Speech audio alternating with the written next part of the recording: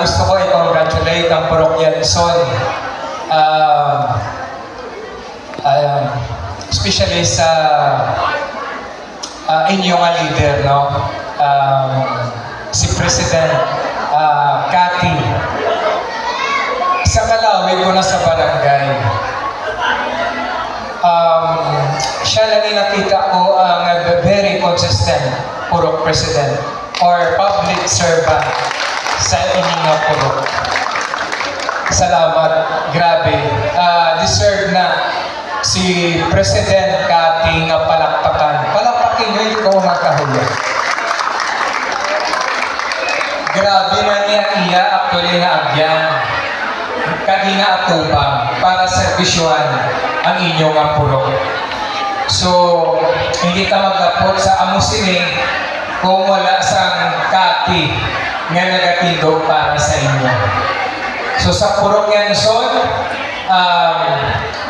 ginakongratulate ko ka mo sa iwan. Kagkabay ang aton, kagang-amon lang, na ginahandong sa barangay. Ang paniniusa, ang pagbinuligay. Kaya kung pabayaan ka, isa lang katao, paano ni naton maangkod? Di ba? Kag sa kadugayon, madamo nga proyekto man nga nadala ang inyong Purok President sa inyong Purok. Nadumduman ko, ining covered court, sa first term pa rin na, Monica Baby pa rin nyo. Nadumduman ko, ako pang nag-drive, duwa kami ni Cap Baby, why pa ning covered court. Sa ginapatindog pa lang ni, nadumduman ko, si Pres Cathy ng President, right? Kagawad ka. Si Kwan. Sorry.